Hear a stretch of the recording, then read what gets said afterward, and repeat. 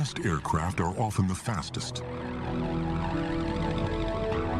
The pursuit of speed has been part of the appeal of aviation from its earliest days. And often it is the most innovative and radical designs that break speed records. The Lockheed Blackbird uses new metals that came out of the space race and flies at over 3 times the speed of sound.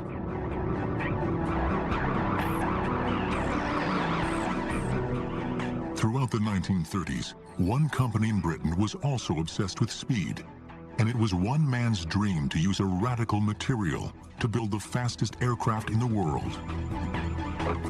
The material was wood, and his name was Geoffrey de Havilland. He was so very determined. Anything he wanted to do, he got on with it and did it. A real leader of people, not by driving them, leading them from the front.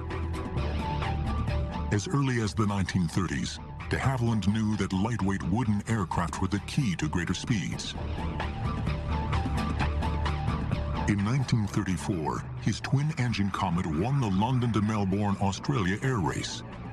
With speeds of over 200 miles per hour, the aircraft flew halfway around the world in just 77 hours. A ship would take 4 weeks. From his experience building the Comet, de Havilland visualized building a super-fast, high-precision bomber. De Havilland was convinced that with the rise of the German Luftwaffe in the mid-1930s and the terror they inflicted during the Spanish Civil War, Britain would soon need all the heavy-duty air power it could produce.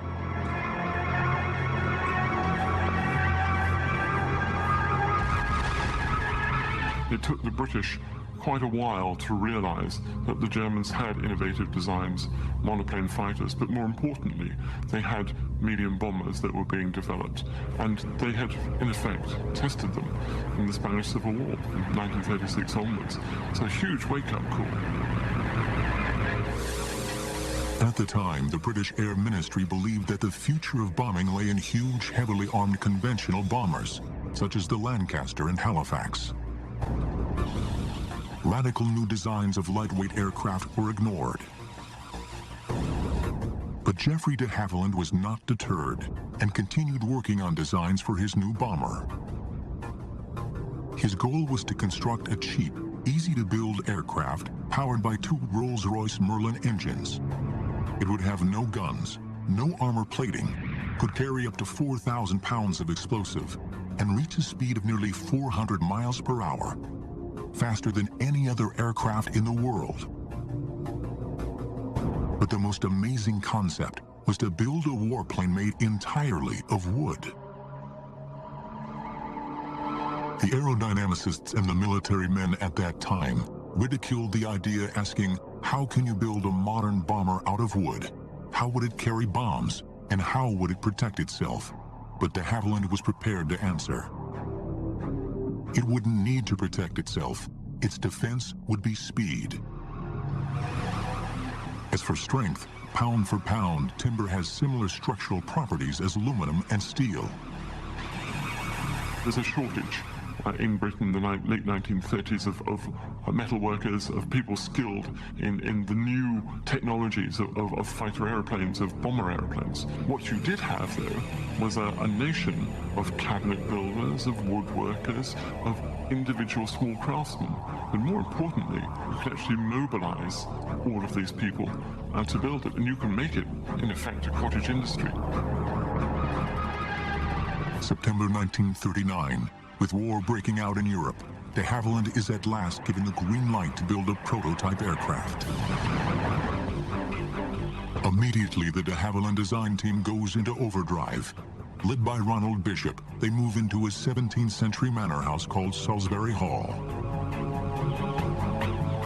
This remote house was chosen to keep the new aircraft away from prying enemy eyes. By October 1939, work begins by building a mock-up aircraft in the manor's enormous kitchen. A hangar disguised as a barn is constructed at the western side of the moat. We were working often periods of time, 6.5 days a week, and at some periods from 7 o'clock in the morning to 7 o'clock at night. But they are racing against the clock. In the spring of 1940, Germany conquers France, and the British Army is swept off the beaches of Dunkirk. The Germans are poised for an invasion of Britain.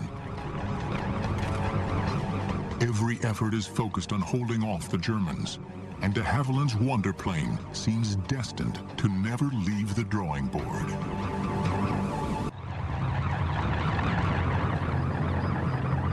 June 1940, the German army has advanced to the shores of the English Channel and is getting ready to invade Britain.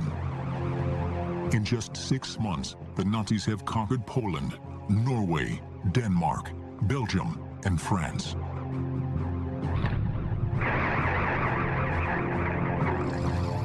Britain is the only country left to face the onslaught of Nazi Germany.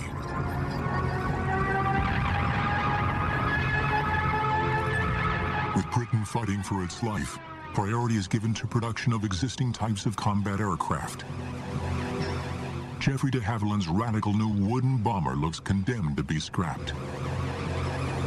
But de Havilland is not a man to take no for an answer. Sir Geoffrey's words are, well, they may not want it now, but they will want it. De Havilland persuades the Air Ministry to let him continue, as long as he does not use any of the vital materials required for the war effort. Throughout the summer of 1940, as Britain fights for its life against the German Luftwaffe in the Battle of Britain, de Havilland and his team work on the wooden bomber.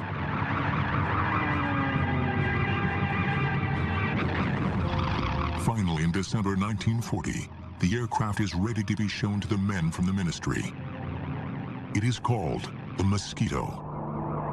De Havilland has done the impossible. Using scraps from the British military machine, he created the fastest aircraft in the world. We knew it would fly. We were absolutely confident it would. And the question is how much better than the Spitfire it would be, because we said it would be. And it was. 20 miles an hour faster. The Air Ministry is so impressed with its performance that they place an order for 150 Mosquitoes. It is an amazing contract for an untried and untested aircraft. It's almost an impossible task. It's a wonderful thing to change from they don't want it, and so give us more and more. But de Havilland's vision of construction answers the call, enabling the Mosquito to be built in vast numbers. A plan that is as simple in practice as it is visionary in conception. The aircraft would be built like a model plane, with wood, plywood, glue, and screws. Over 400 companies around Britain with wood craftsmen would make the various sections. The fuselage would be built in 2 halves before being bonded together.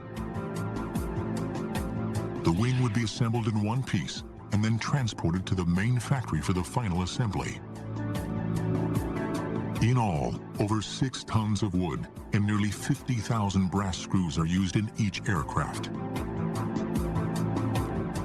At 40 feet long, with a wingspan of 54 feet, a legend is born.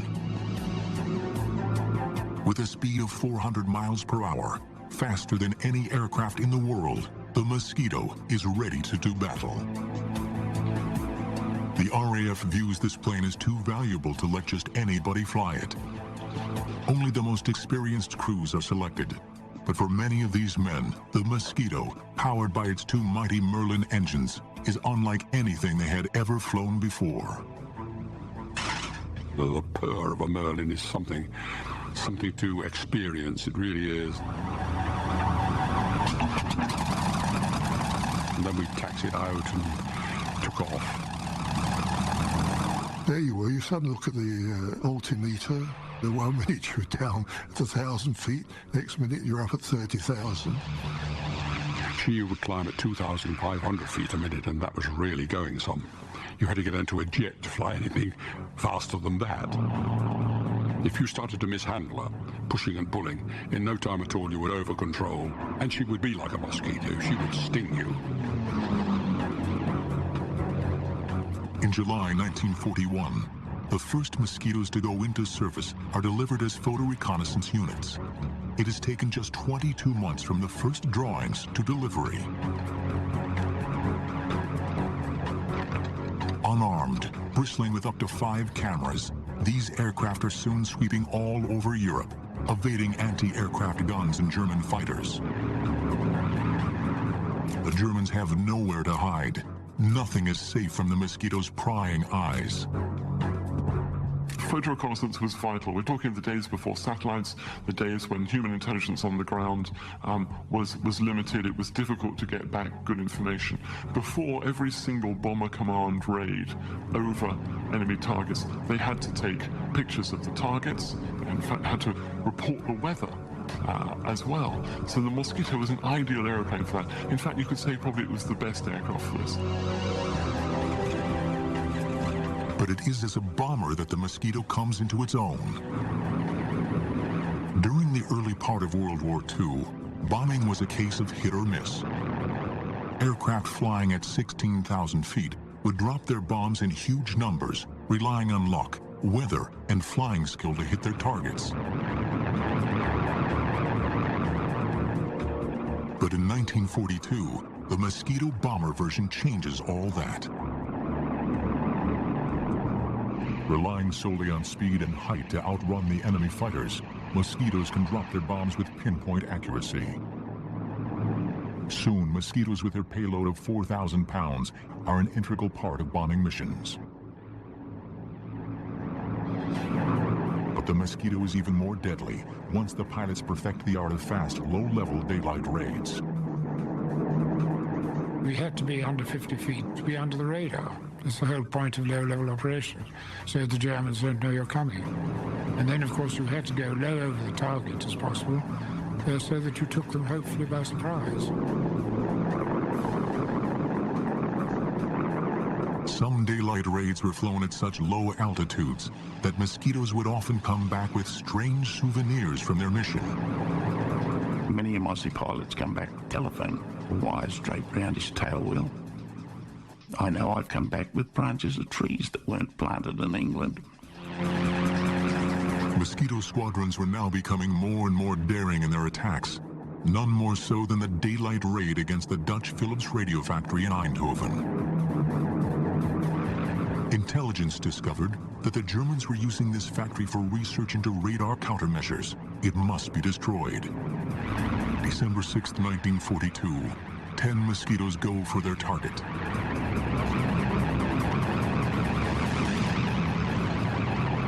We went low level down the Scheldt estuary into Holland. And then just then we were approaching a place they called Turnhout. And at that point we had to climb up to 1,000 feet.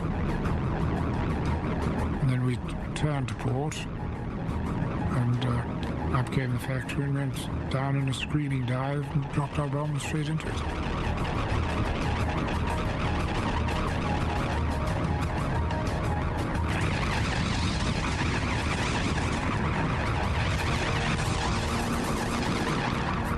Racing for home, the Mosquitoes are caught in German anti-aircraft fire, or flak. Over the North Sea, disaster strikes. The chap who decided to follow me, because he was on his first trip and he thought he'd follow an experienced pilot, and I'm afraid he caught a bit of flack because my cameraman suddenly called out, looking backwards, "God, he's gone into the sea." I turned around and went back to the sea, and there was no dinghy or anything, just a cauldron of boiling water.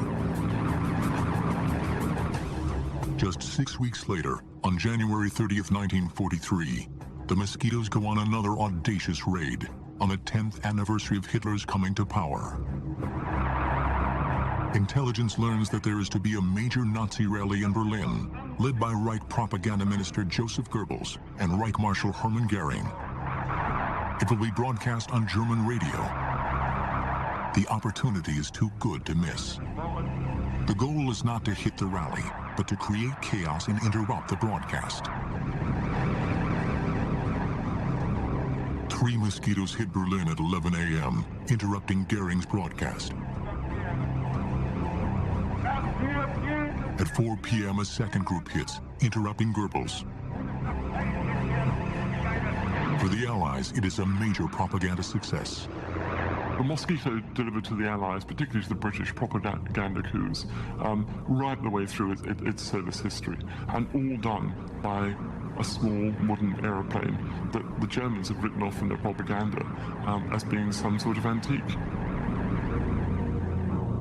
Leader Goering is heard to say, "It makes me furious when I see the Mosquito. I turn green and yellow with envy. The British knocked together a beautiful wooden aircraft that every piano factory over there is building. They give it a speed, which they have increased again." But if the Mosquitoes were spoiling Goering's day, the Allies know that to spoil the Nazis' day, the Mosquitoes are going to have to bomb Berlin again and again until they smash it into submission.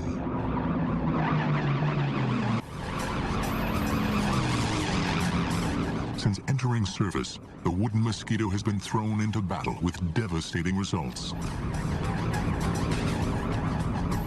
Whatever role it is asked to do, the Mosquito answers the challenge, always ready to take the fight to Hitler's doorstep.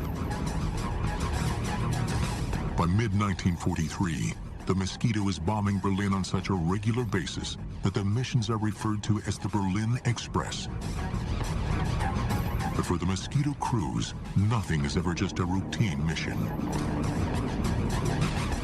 We would take off after the Lancasters, perhaps 2 hours after the Lancasters had gone. And it was at that time that I really felt lonely. It was a very lonely feeling. And it was at that point that you could start thinking about what you were doing. You had to rely entirely on the navigator who had radar aids and things like that. But then with the night closing in on you, suddenly began to realise that you'd left your homeland behind and you were heading for you knew not what. After 2 hours, the much faster Mosquitoes catch up with the slow lumbering Lancasters heading for Germany. Flying at 25,000 feet, the Mosquito crews look down on the procession of bombers 7,000 feet below them. And then you would probably be treated to a sight you would rather not see, which was the German night fighter force intercepting the Lancasters. And it's true to say that once the German night fighters found the bomber stream, they didn't let go. And they'd be there, hammering away at the flanks of the heavies, and you'd see a sheet of flame as a Lanc caught fire and then blew up. And this would be the melancholy procession to the target and out of it too. It's just awful. But it is not only the night fighters that they have to get past. The German searchlights also hunt for any Allied aircraft in the sky. The favorite thing for them to do was to pick up somebody with a searchlight and then fasten all other searchlights onto it. So it was like a moth in a candle flame, and it wasn't very long before you saw brr, brr, brr, one-way tracer going, and then an explosion as a Lanc or a Halifax went down.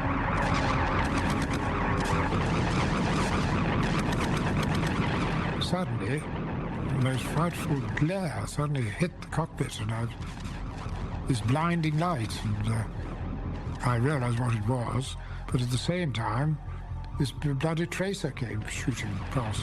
So I just dived and twisted, and I got out of it. You could twist and turn if you wanted to, but generally speaking, they would hold you as you twisted and turned, follow you. The way to get out was to dive, so you could do a screaming dive and quickly fly away. Eventually, the Mosquitoes and Lancasters reach their target. Having dropped their bombs and taken photos, they then have to fly back through the searchlights before they reach Britain. For the crews that make it back, the RAF finds a way of protecting them from the horrors of war. People came back shot up. And one thing I did notice about the bomber airfields, of course, no one was ever sick. You never saw an injured man around the place. If people arrived wounded, he'd be quickly spirited away. Everybody next day was there, booted and spurred and smiling. Nobody was dead, or if they were dead, they weren't there anyway. One squadron flew nearly 200 missions within a year, and Mosquitoes bombed Berlin 220 nights in a row. By early 1943, a bigger, badder version of the Mosquito comes into service, the fighter and night fighter Mosquito. Now armed with 4 .303 caliber machine guns, it can lay down a devastating storm of shells. During early trials, it was found that the flash of the guns was so intense that it momentarily blinded the crews. Modifications were made, and because of the grouping of the guns in the nose, Mosquito pilots now have a terrific concentration of massive firepower. Soon these first night fighters are in action, and with their new radar guidance systems are wreaking havoc on German bombers. The timing couldn't be better. In June 1944, a new devastating weapon hits Britain. After D-Day, as Allies were fighting to gain a foothold in Europe, Hitler unleashes his new terror weapon, the V-1 flying bomb.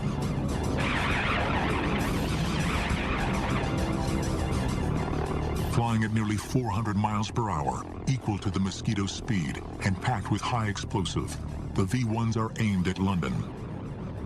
Once they've exhausted their fuel, they crash down on an unsuspecting target. Destroying these fast-flying bombs was a dangerous task. Quickly, Mosquito pilots devised ways to take these terror weapons out of the sky. They would try and get some height and then swoop down on it and shoot it with cannon. But obliterating a terror weapon could be life-threatening in more ways than one, as one pilot found out.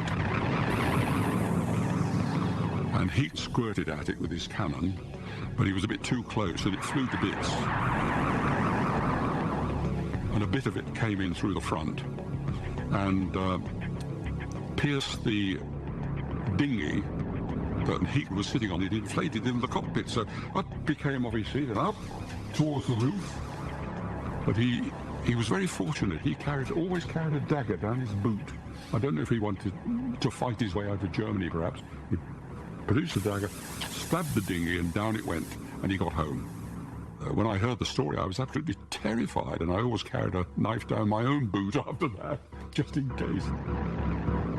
While the fighters were attacking the V-1s in the air, their photo-recon brothers are scouring France and Belgium, hunting down their launch sites. As we got near the target, of course, the navigator would alert you to your position, put your nose down onto towards the ramp and the pillbox, and the pilot would release the bombs. We did, I think, over 3,000 sorties against them, and in the end, Hitler only launched 5,000 of them. And it was an ideal target for the Mosquito. The Mosquito was made for V-1 sites. After just 9 weeks, the Mosquitoes have destroyed over 650 of these terror weapons.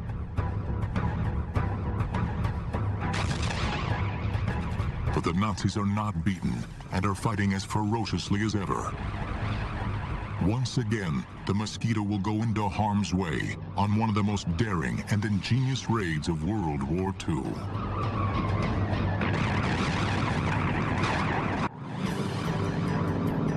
By 1944, the Mosquito, affectionately known by everybody as the Mossie, has become the RAF's favorite aircraft. As a supreme bomber, fighter, and reconnaissance aircraft, it is used in almost every theater of war.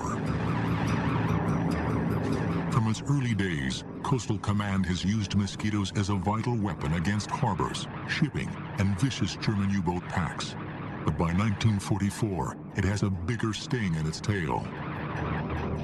Called the Tsetse Mosquito, this aircraft carries a Mullins 6-pound cannon with a kick like a mule.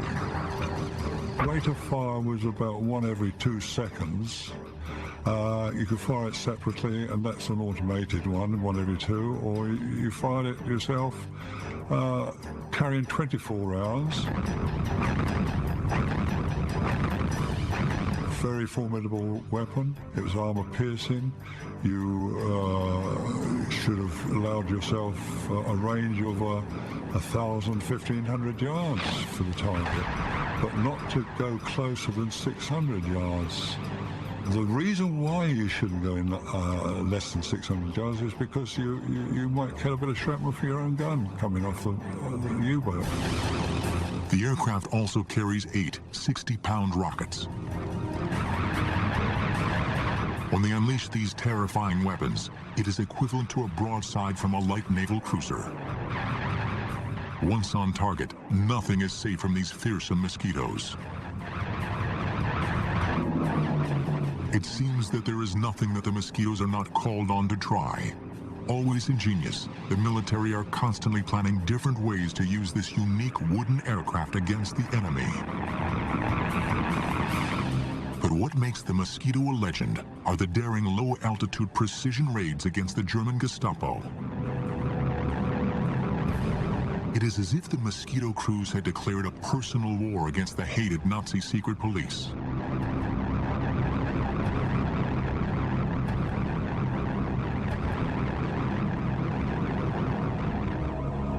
Since the early 1940s, the French resistance network has been a major thorn in the side of the German occupation.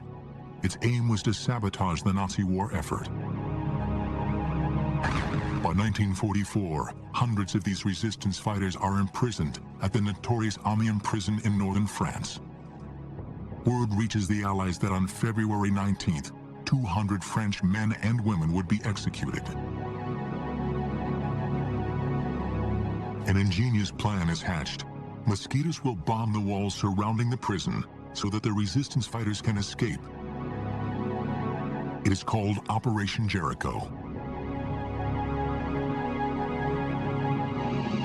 The main prison layout is in the shape of a crucifix and surrounded by a 20-foot-high, 3-feet-thick wall topped with broken glass. Located at the end of a long road, the prison is surrounded by open, flat countryside. The timing of the raid is essential to its success. It must be midday when the prisoners are in the yard and the guards are having lunch. Equally important is precision. Great care has to be taken that enough explosive is used to smash a hole in the outside wall without destroying the prison and killing the inmates. When told of the danger, the resistance fighters reply they would rather die from RAF bombs than by a German firing squad. On the morning of February 18th, the Mosquito crews learn of their target. We went into the briefing room around about 9:30, 10 o'clock in the morning. And on the table was a mock-up model of the Amiens prison. And we were told we were going to try and breach the walls and give the prisoners a chance to escape. The attack, timed for exactly noon, consists of 3 stages. One squadron was briefed to breach the walls, in other words, to toss the bombs or fly very low level and put the bombs at the base of the walls, if possible. The second squadron were to come in at 12:02 when the guards had gone to lunch and bomb the dining hall, mess hall, anything they could lay their hands on to keep the guards under control. In case of the first squadron not breaching the walls completely, or the second squadron not doing the guards' quarters, etc., then the third squadron would bomb the whole prison. As the crews wait for takeoff, it looks as if the raid might be called off. The weather has closed in, and all aircraft are grounded. It was very, very bad weather, low cloud, and sort of spitting snow, do you know what I mean? Very low cloud. And we didn't think it would go on. What the Mosquito crews do not know is that the French resistance have sent a coded message: strike now or never, execution's imminent.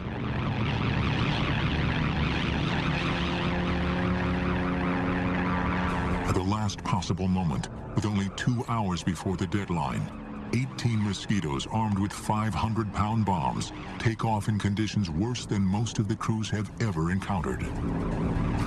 We climbed through the cloud, and above the cloud we just joined up and then back down onto the sea level across to France. Flying in 2 groups and at almost 0 feet, they sweep across the English Channel. Amazingly, as they approach the French coast, the weather improves. It seems that luck is on their side. When we got to France, it was covered in snow, of course, but it was clear. And we flew around and we picked up the road from Amiens to Albert. Long, straight road. And we settled down for the run in. In the fields around the prison, French resistance fighters anxiously search the sky, waiting for the Mosquitoes to help their colleagues escape. We could see the prison ahead. We got down very, very low indeed, and we were coming down to around about 190, 180 knots. With only minutes to go, and with the Germans completely unaware, the Mosquitoes approached the prison. We opened our bomb doors about a mile from prison, flying at about 10 to 15 feet. And we had to pull up, go over the walls. We let our bombs go, and they went through the base of the wall. I turned to starboard, and as they looked down, I saw the startled face of the machine gunner in the little cupola on top of the prison. We looked at each other, I suppose, and then I was down onto the deck in loose formation following the wing commander. The raid is a success, and the Mosquitoes have pulled off an amazing feat of courage. 255 prisoners escape, but 37 are killed in the attack, along with 50 German guards. The Gestapo retaliate. 260 prisoners are killed in reprisal. But the raid is a wake-up call to the Germans. As far as I can see, this was a brilliant piece of precision bombing. The first flight took out the walls, blew in the doors, allowed people to escape. The second flight took the walls down. In fact, they didn't need the third flight. I think it was a startling success because it would have demonstrated to the Germans that the Royal Air Force could place bombs wherever they wanted to across occupied Europe. The Mosquitoes continue to carry out their unique style of war against the Germans. They operated deep inside occupied Europe. Using technology that was years ahead of its time, they hunted down the Nazis. No one was out of their reach. Throughout the long and bloody conflict of World War II, the fast-flying wooden Mosquito was always at the front of battle, always taking the fight to the enemy. But it was the Americans that came up with yet another novel use for this versatile aircraft. Late in 1944, the OSS, the Office of Strategic Services, a forerunner of the CIA, took over 5 Mosquitoes to work with their agents in occupied countries. Because the war was moving so rapidly, intelligence had a hard time knowing exactly what the enemy was doing. Only agents behind enemy lines could supply this information. It was vital that these agents get this information across enemy lines. Using Morse code was not an option, as the Germans can easily detect it. They needed something else. 2 American scientists had developed a transmitter that enabled an agent to talk to an aircraft. Called the Joan Eleanor system after one of the scientists' wives, it was an early version of the cell phone. By transmitting on a waveband so narrow, the Germans would have to be within 50 feet of the agent to detect him. But the ingenious part of this plan was the Mosquito. It could fly undetected along a predetermined 150-mile line listening for the agent's message. Inside the Mosquito is an OSS operative. Within the fuselage, it was hardly enough room to move, and I was sitting almost on top of a big fuel tank. The petrol in there would expand and would come out on a special valve, and I could see it down there bubbling, and that was petrol. When you switched on your suit, you always expected a spark, boom, but we were so high that there was very little oxygen in the air.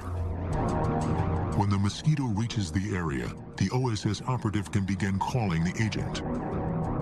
This is 5278, 5278, calling Z313131, and then wait for him to say, yes, I'm here, and give me the answering code. Sometimes, the Mosquito will fly along the designated route for hours on end before the agent answers. When you heard them, it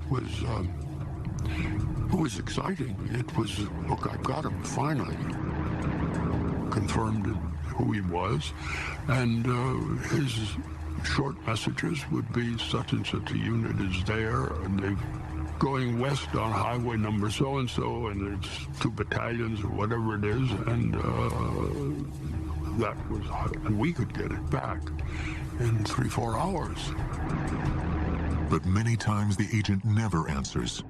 Sometimes they cannot find a safe place to transmit from, and sometimes no one even knew the planes were there. Well, when time was up, the pilot knew just how much petrol we had, we'd turn around, go back. For a long time, the Mosquito had been the weapon of choice as a pathfinder for the bombers. But as a low-altitude marker, it was second to none in helping annihilate the German war machine in France. To enable precision bombing and reduce civilian casualties, the Mosquitoes flew with the squadrons of heavy bombers. As they reached their drop zone, the bombers dropped flares which illuminated the sky, and the Mosquitoes dove down to identify the individual targets. So 4 of you were coming in, and the rule was that the first one who saw it called tally-ho. Just that. You then positioned yourself and dived on one end of the target. And when you judged that you were at the right position above the ground, which was probably at about 1,000 feet, you were coming down at quite a speed after all, you pressed the button and away went 4 500-pound markers. And down they went, and made a great blob of red on the ground. You got the hell out of it. Only when the target was ringed in red marker bombs did the leader call up to the oncoming bombers.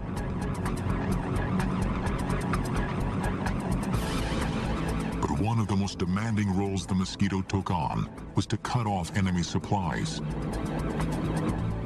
It was a do-or-die mission in the days leading up to and after June 6, 1944, D-Day. As Allied troops fought a bloody battle to gain a foothold in France, the Mosquitoes hunt independently, seeking out enemy supply lines. Trains we preferred to attack because they were always carrying war material or reinforcements for the front. Sometimes you could attack a train going into a tunnel, and you'd get the other end of the tunnel and wait for it and shoot it up as it came out. It was fun, really, shooting up trains. During the month of June, Bomber Command flew over 15,000 raids in support of the Allied invasion forces. And by the end of 1944, they had helped drive the Germans back into their own country. Finally, on May 2nd, 1945, 2 days after Hitler's suicide in Berlin, 126 Mosquitoes took part in the last raid of the war in Europe. Their target, the German port of Kiel. Within 2 hours, the city was reduced to rubble. a grim legacy to the destructive power of the wooden wonder. The aircraft that was initially greeted with scorn proved to be no joke. It was one of the most feared and lethal killers of World War II. Over 7,700 were built, and over 40 different versions had served in all theaters of World War II. To the men who had flown it, the Mosquito was second to none. It was a love affair, and I thought, well, when I finished flying, that was it. I never flew another aircraft again after the Mosquito. Never. It's wrong, really, to say it was a legend, because the legend suggests it wasn't real, and the Mosquito was certainly a reality. But it was a lovely aircraft, beautiful aircraft to look at, marvellous aircraft to fly. Well, in many cases saved my life, but I mean, I think the Wooden Wonder, it's been used before, but I think the Wooden Wonder really sums it up. It was.